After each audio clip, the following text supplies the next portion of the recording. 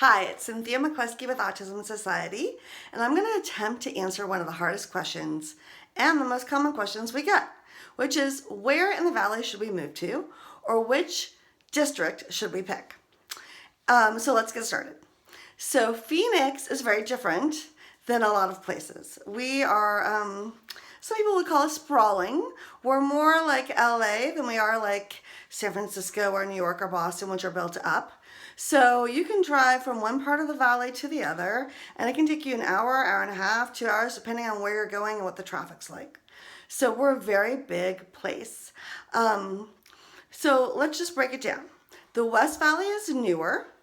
It's less expensive, but it's harder to find coverage for services. So there's less services in the rural areas.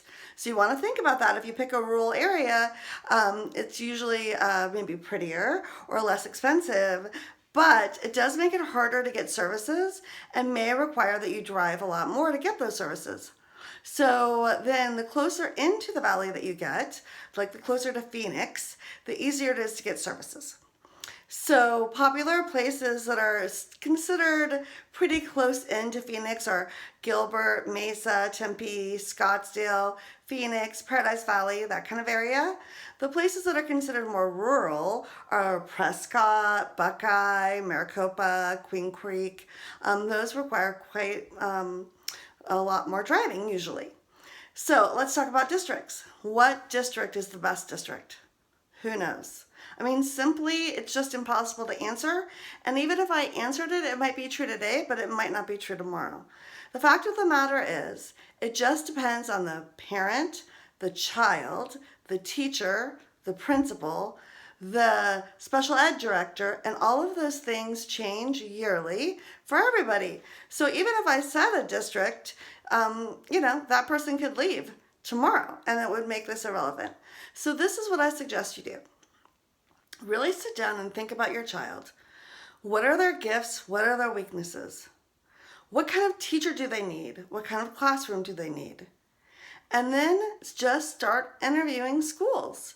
So if you're going to move here, you probably should rent while you're getting to know our area. Or if you already live here, it's a good time to spend the time and really interview schools. So the first part of interviewing schools is knowing what you're looking for. And to know what you're looking for, you really need to think about really clearly, what does my child need? Once you've decided what your child needs, then it's time to look for a school. And it really doesn't matter what district. I mean, there's some people who hate Gilbert and love Gilbert. Some people who hate Paradise Valley and love Paradise Valley.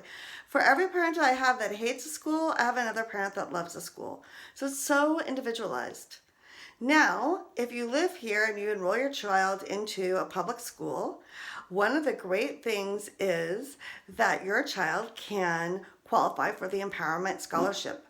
And that takes a little while to qualify, and there's some rules, so you need to look that up. But once you qualify for the Empowerment Scholarship, you can pick a private school. So your choices here are a charter, public, and private.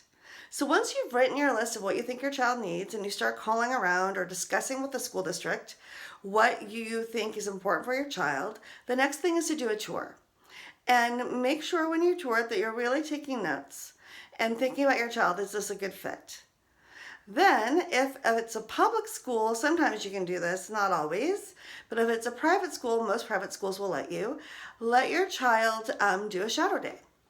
Or maybe consider asking the school, definitely for private, and asking them for a name of a family that might be willing to talk to you. If the school says it's a privacy issue, then they probably don't have a family who's pretty happy with their schooling right now that's willing to talk to you, and that should be a red flag. So just remember that it's all about finding the right fit for your kiddo. So it's really important when you take advice from other families that you understand the differences and the things that are similar between your child and their child. You can also join our Facebook group and ask families online about their experiences. But the bottom line is there isn't one great district that just loves special needs kids, and there's not one horrible district that hates special needs kids. It just really depends on the child and the teacher and the principal and the parent and the special ed director, and those all change. So that's the best advice I could give you. Good luck in making your choice and where you're going to live and what district you're going to pick.